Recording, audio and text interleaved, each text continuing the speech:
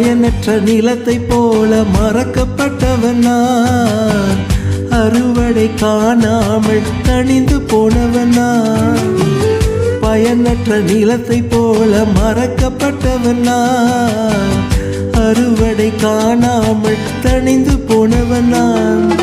தரிசான என்னில் தரிசனத்தை வைத்து அறுவடையை துவக்கி வைத்தவரே,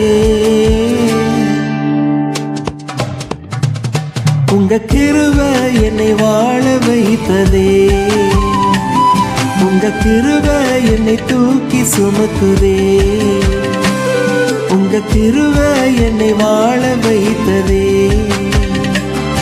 உங்க கிருபை என்னை பாட வைத்ததே.